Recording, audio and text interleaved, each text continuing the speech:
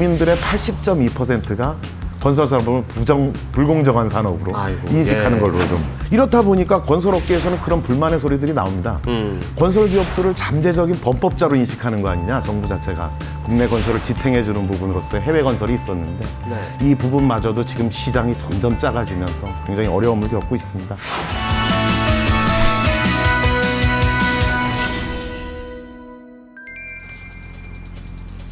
안녕하세요. 건설 다 까보자 아나운서 김형기입니다. 벌써 저희 건설 다 까보자가 6회째를 맞이했습니다. 그동안 국내 건설 산업의 문제점과 위기 상황들에 대해서 다각도로 좀 얘기들을 해왔는데요.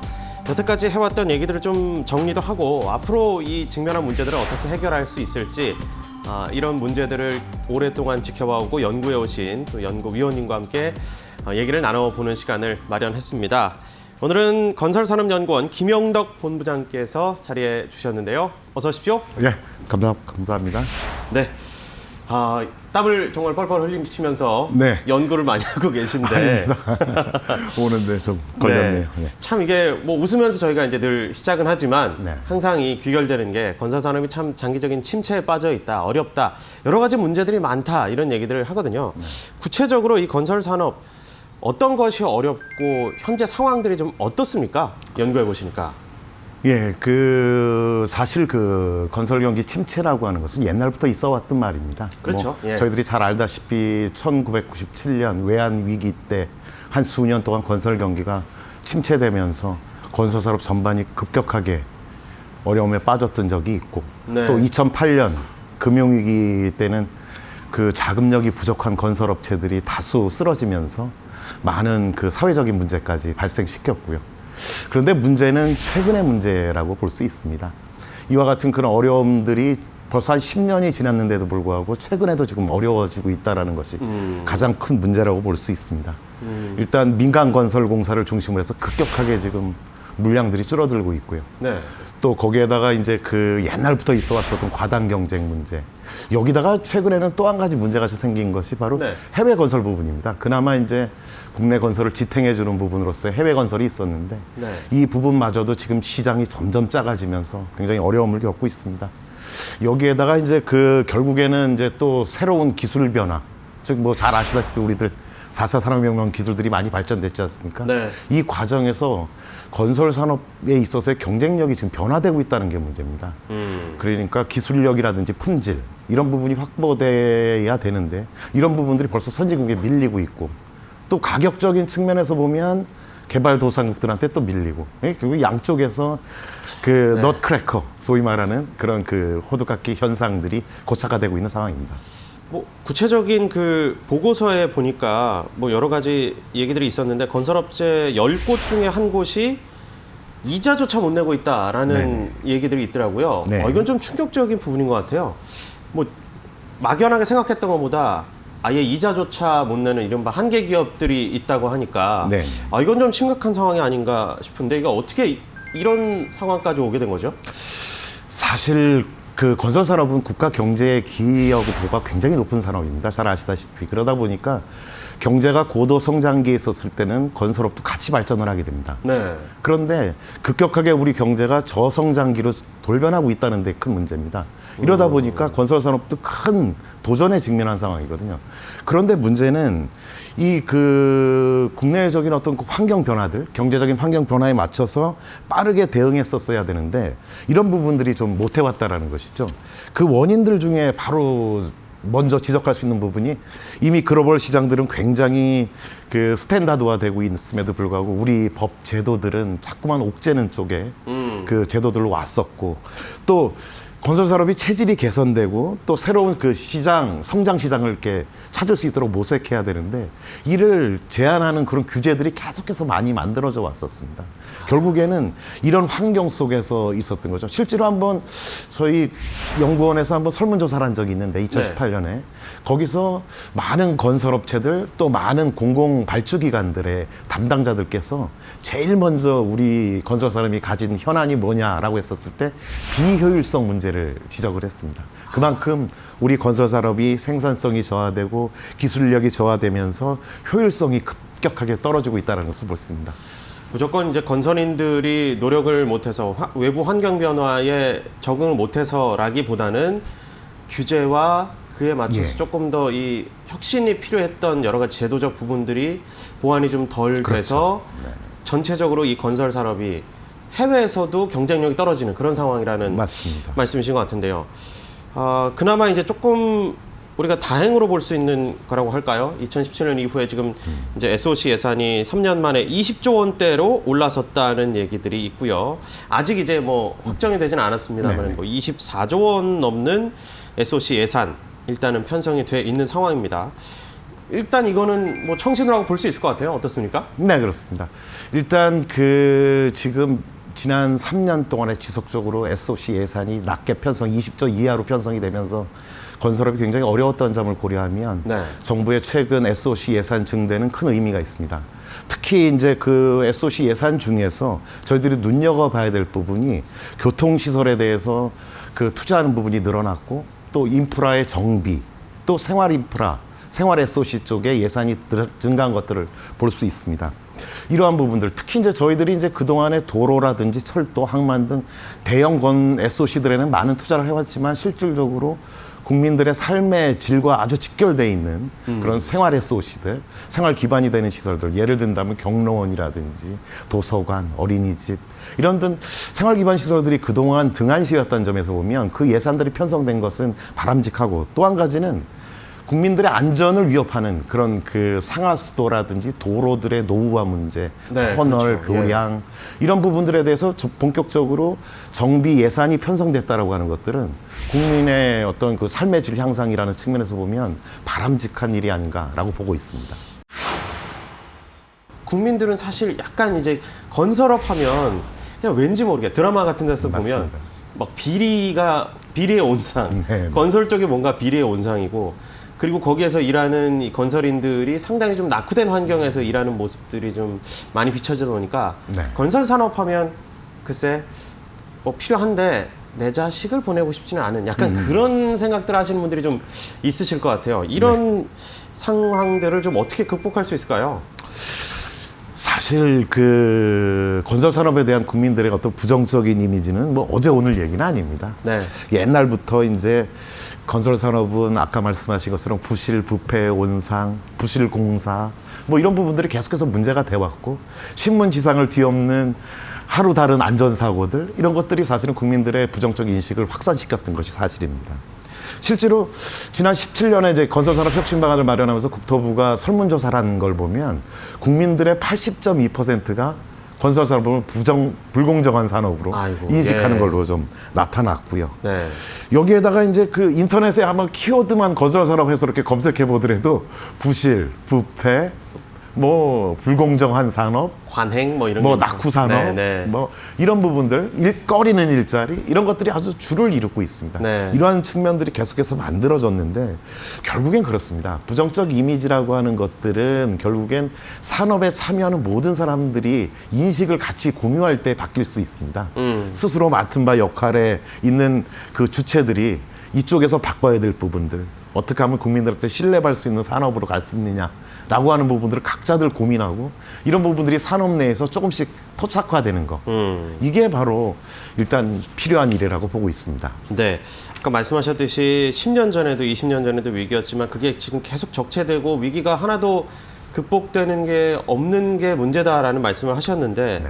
어떻게 보면 그런 이 나쁜 관행들이 계속해서 쭉 이어져 오고 있기 때문에 또 이게 혁신이 좀 일어나기 어려운 상황들이 아닌가 싶은데, 이런 나쁜 관행들이 계속 쌓이기만 하고 바뀌지 않았던 이유, 근본적인 이유는 어디에 있을까요?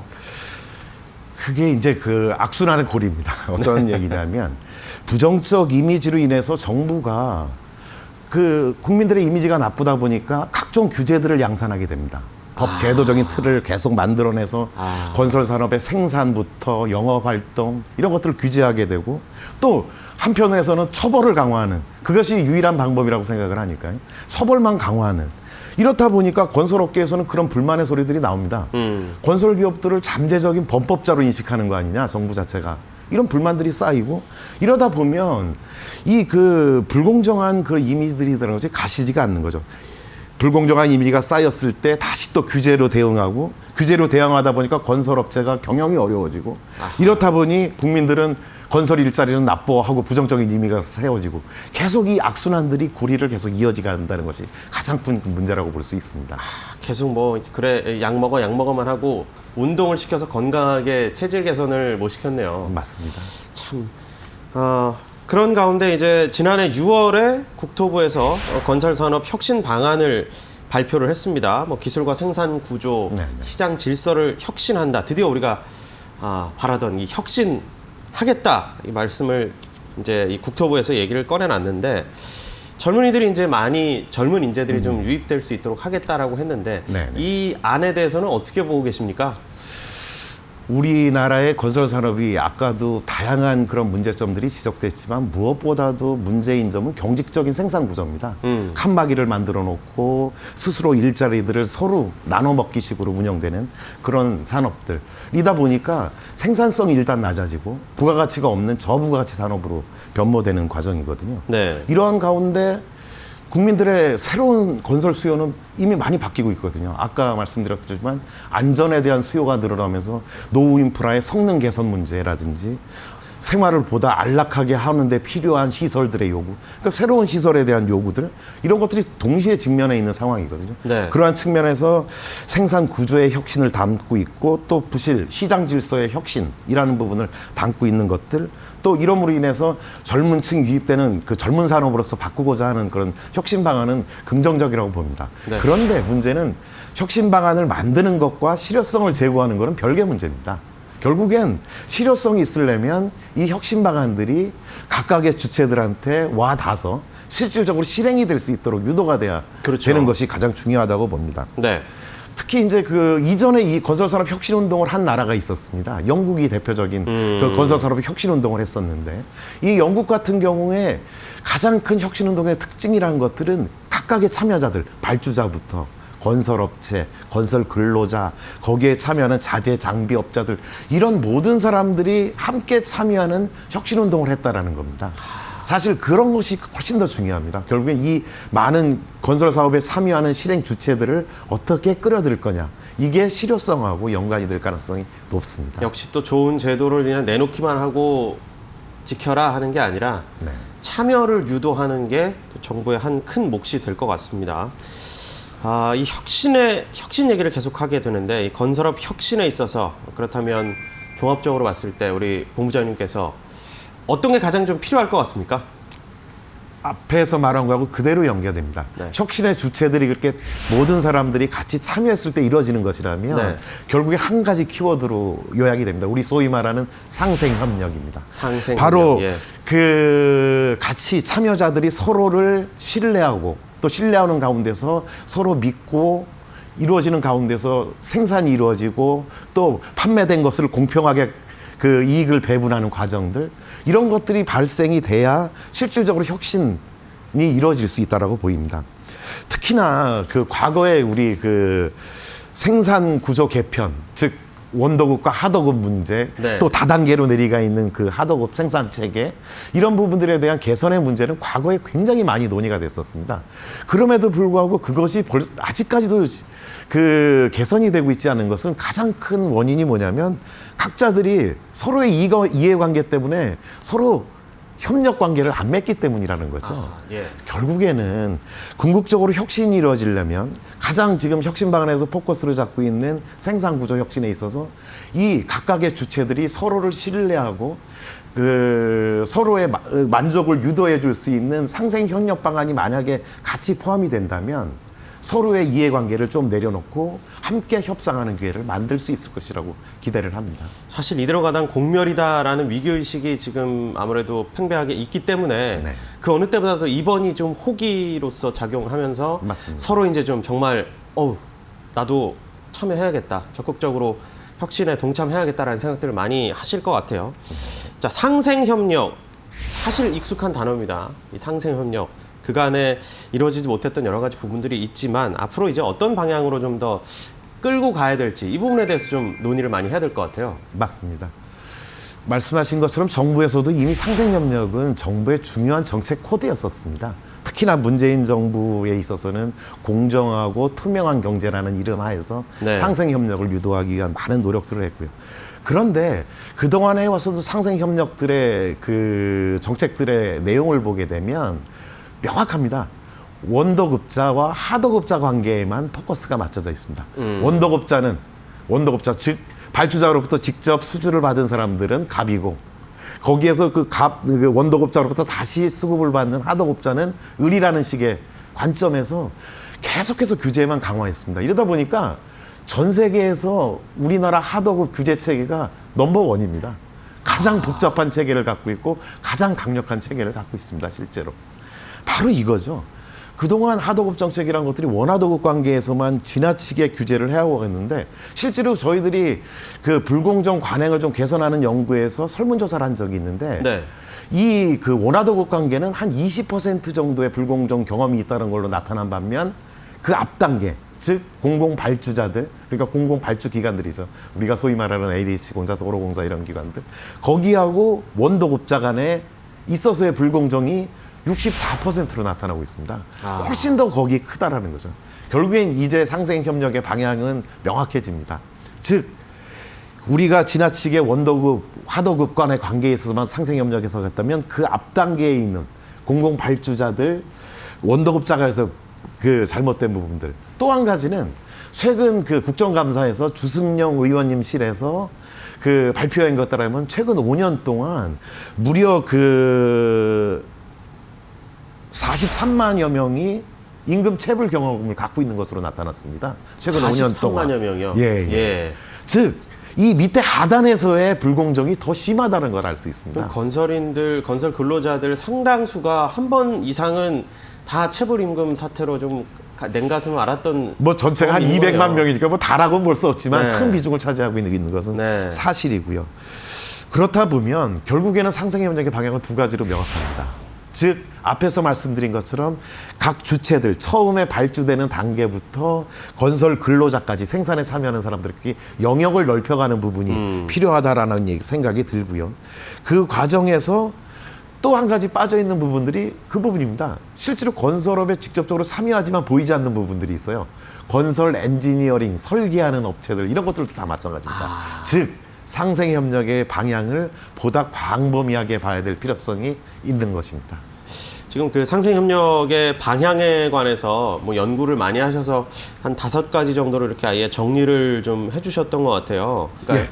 첫째로는 아까도 말씀드렸지만 건설산업의 환경 변화에 맞춰서 미래지향적인 상생협력 정책들을 좀 발굴해야 됩니다. 둘째는 각종 제도나 규제를 양산하는 양적 규제는 이제 벗어나야 됩니다. 네. 정말로 필요한, 정말로 질적으로 우수한 규제들을 만들고 정책을 펴나가야 된다고 보고요. 세 번째로는 패러다임 자체가 바뀌어야 됩니다. 그동안에는 규제를 신설하는 것이 곧 불공정을 완화하는 것이다 라고 봤는데, 그게 아니라 앞단으로 가야죠.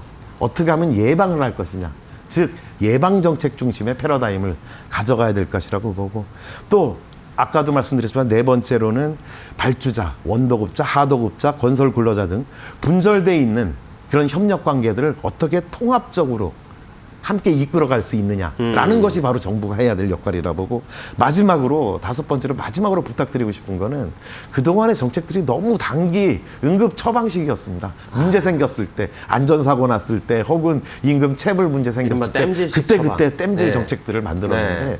좀 중장기적인, 좀 더 시각을 좀 미래에 보고 중장기적인 어떤 정책들을 만들었으면 하는 생각이 듭니다. 네, 말씀 주신 대로 이런 이 생산적인 정책 방향에 대한 고민들, 치열한 고민들도 많이 필요할 것 같고요. 정책을 내놓으면 정책을 이해 관계자들이 다 이해를 하고 좀 적극적으로 정책에 좀 동참하고 참여할 수 있는 네. 그런 노력들도 필요할 것 같은데, 이제 마지막으로 이 네. 건설업 종사자분들에게 좀 다시 한번 정리를 해서 상생을 위해서 서로 이런 방향으로 노력하면 어떻겠는가 한번 한 말씀 주신다면요. 예, 한 문장으로 좀 생각하면 그렇습니다. 네. 건설 산업의 상생을 위해서 서로의 입장을 조금만 좀 내려놓고 건설 산업의 건전한 육성 발전이라는 큰 목표 하에서 협력적인 노력을 다해 주시기를 다시 한번 당부드립니다. 감사합니다. 이렇게 또 이 계속 연구를 해오신 분이 본부장님이 이렇게 부탁드립니다 이렇게 하니까 아마 지금 오늘 들으신 분들 또 이 방송을 보고 계신 분들도 여러 가지 생각들을 좀 하셨을 것 같아요. 건설인 분들의 적극적인 참여 그리고 정책과의 유기적인 연결성들을 좀 확보해서 좀 실효적인 정책이 될 수 있도록 여러분들이 또 만들고 여러 의견도 함께 좀 모아주시면 좋을 것 같습니다. 자, 오늘 건설 다 까보자는 여기까지고요. 오늘 좋은 말씀해주신 건설산업연구원 김영덕 본부장님 다시 한번 감사드립니다. 고맙습니다. 감사합니다. 구독과 좋아요. 사랑입니다. 사랑입니다.